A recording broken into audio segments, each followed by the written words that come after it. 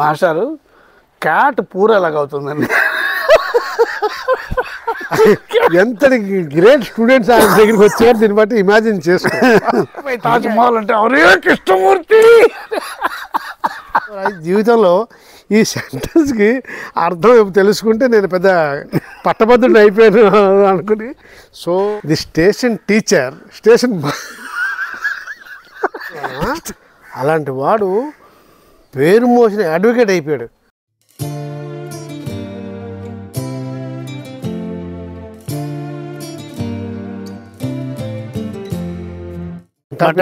మటకలం English పాఠాలు ఎలా చెప్పారు తెలుసా?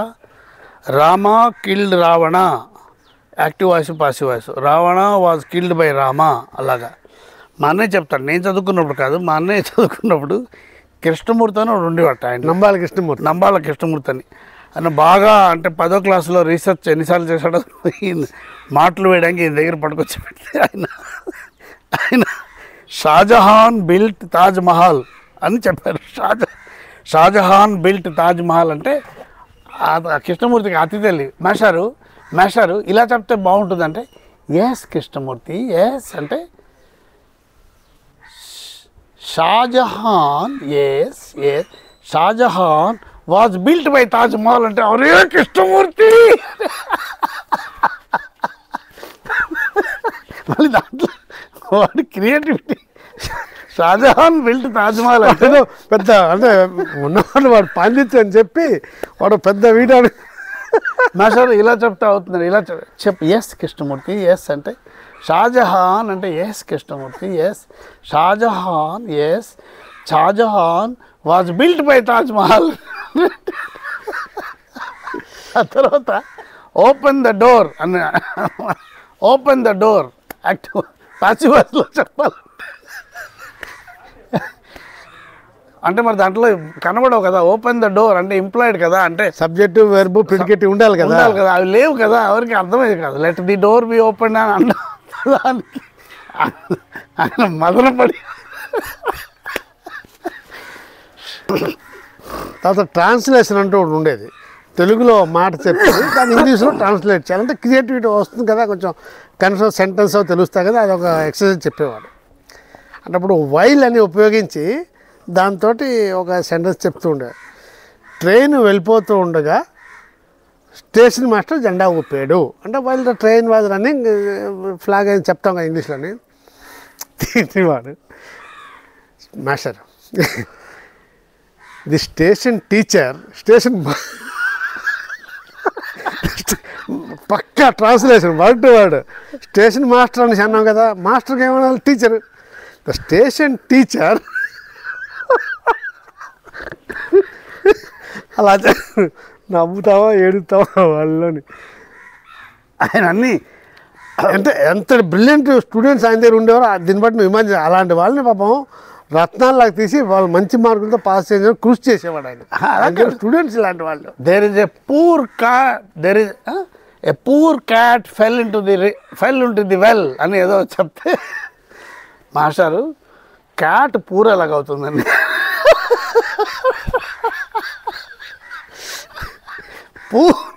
Poor cat fell into the well అంటే వాడికి డౌట్, పిల్లి బీదదో కప్పదో ఎలా.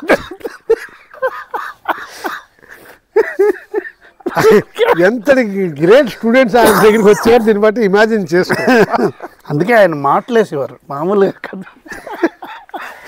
Poor cat fell into the well.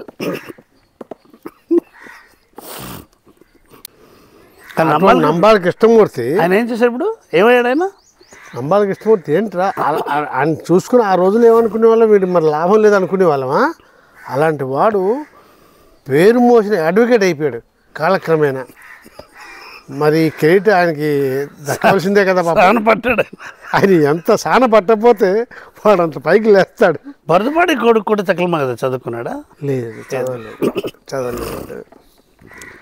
అప్పుడు ఈయనకి ఐడియా రాలేదు అక్కడ పెడదామని బ్రహ్మాండం. మాకేంటంటే అడ్వాంటేజ్, ఇంట్లో ఉండేవాళ్ళం కదా, ఆయన మాటలు ఎవరెవరికి పెద్ద క్లాసుల నుంచి ఎవరెవరికి మాటలు వేసినా మేము కూర్చునేవాళ్ళం ఆయన దగ్గర. That advantage we had.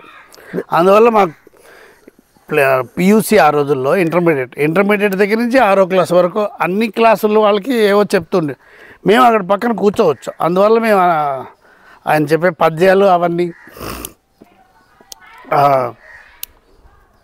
ముఖ్యంగా ఇంగ్లీషు, మ్యాథమెటిక్స్ చెప్పేవాడు. మ్యాథమెటిక్స్ ఇదే ఈ కాలం దూరం కాలం పని.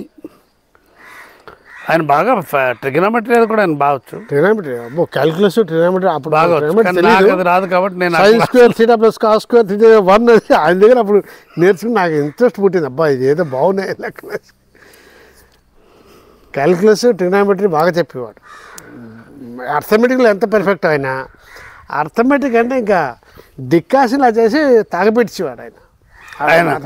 ఇక్కడికి వచ్చి నన్ను మెట్రికులేషన్ 1977లో మెట్రికులేషన్ పట్టుకెళ్ళడానికి టెస్ట్ పెడతారు కదా ఆయన.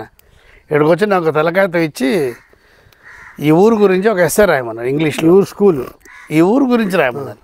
అదే మా ఊరు ఏదో ఇంగ్లీష్లో రాస్తే this is my village, about 40 houses in the village. Towards the west of our village there is a village called Erandra. To the east of on the east side there is a village. ఇలాగేదో ఉనికి ఎల్లలు అవి రాస్తే ఆయన he appreciated. బాగానే రాశావు కానీ on the west side of our village అని రాయకూడదు. To the west of our village there is a village called Erandra. To the east of our village there is, అంటే ఆ చిన్న డిస్టింక్షన్ ఏదైనా రాసిస్తే మనం కరెక్ట్. ఆయన అంత పర్ఫెక్షన్ అనమాట అది. To the east of our village, to the west of our village. ఏంటి రాసేవనేది కాదు, దేని గురించి రాసి మా ఫాదర్ సెంటెన్స్ అది మోస్ట్ ఇంపార్టెంట్. ఆయన మా ఫాదర్ దగ్గరికి వెళ్ళి చెప్పాడు, పర్వాలేదు ఐ కెన్ షేప్ ఈ మనిషి తీసుకెళ్ళండి. మేము అంటే సంవత్సరం 6 నెలల్లో పికప్ అవ్వడానికి కారణం ఏంటంటే డిఫరెంట్ బ్యాచెస్ అన్ని జరుగుతుంది. లోటుపాట్లు అన్నీ తెలిసిపోయాయి అనేసి. నేను 6 నెలలే 6 నెలలు నేను 6 నెలలే ఉన్నా. నేను ఎప్పుడు వెళ్ళాను. నా స్టాండర్డ్ ఏంటి చూసినా నాకు 72 12 ఏళ్ళు నిండిపోయాయి నాకు. అప్పుడు నా స్టాండర్డ్ ఏంటి చూసినా ఏబిసిడీలు 4 బళ్ళు వచ్చు నాకు. ఎక్కాలు వచ్చును, ఆలు ఈ గుణింతాలు ఇవన్నీ. మరి మ్యాథమెటిక్స్లో కలపడాలు తీసివేతలు గుణకారాలు భాగారాల దాకా వచ్చును. ఇవన్నీ క్షుణ్ణంగా చేసి ఇంట్లో చేసి నన్ను వెళ్ళగానే ఇంగ్లీష్ మన అంతకన్నా పెద్దగా తెలియదు.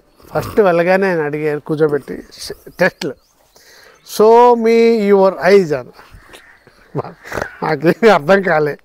సో మీ యువర్ ఐజ్ అని ఆయన మొహం కేసి అలా చూస్తున్నాను. ఏం చేయాలి, నీకు ఏమైనా అర్థమైందా అన్నారు. లేదండి ఏమో అర్థం లేదు అని. షో అంటే ఏం తెలుసు అస్సలు తెలియలేదు సార్. ఏంటంటే వచ్చినట్టు ఆయన చెప్పాను, నా ఉన్న పరిస్థితి అంటే నాకు ఇంతకన్నా మించేం రాదు అని.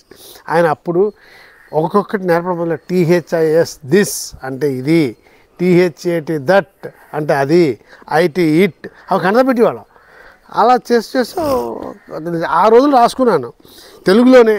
సో మీ జీవితంలో ఈ సెంటెన్స్కి అర్థం తెలుసుకుంటే నేను పెద్ద పట్టభద్రుడు అయిపోయాను అనుకుని సో మీ యువర్ ఐజ్ అని తెలుగులోనే రాసుకున్నాను దాన్ని. ఆ తర్వాత అర్థం ఇదా దీని అర్థం. అలాగుంటే గొప్పగా ఉండేది ఆయనతోటి. అంత లెవెల్ నుంచి పట్టుకొచ్చాడు నన్ను. 15 ఏళ్ళ సరికి మేము మెట్రిక్ మనగా అందరినీ IASలు IPSలు. ఆయన కూర్చుని స్టోన్ చూపిస్తారా నీకు? ఆయన దాని మీద కూర్చున్నాడు ఆదివారం ముష్టి వాళ్ళకి పావలాలు అవి పంచడానికి. ఇక వాకిలి ముందే పెట్టుకున్నారు. ఇది మెయిన్ ఎంట్రన్స్. ఈ వాకిలి ముందే ఆయన మెమరీ పెట్టుకున్నారు. చూపిస్తాను. ఇంకా ఇది స్టోను. ఆయన కూర్చునే స్టోన్ కాదు, ఫుడ్ స్టోన్. ఆయన బయట నుంచి వచ్చి దీని మీద కాళ్ళు 10 సార్లు దులిపేవాడు, చీమలు ఉన్నాయో లేవో చూసుకుని. అది ఆయన స్టోన్. అదే అందుకనే ఆయన ఫుడ్ స్టోన్.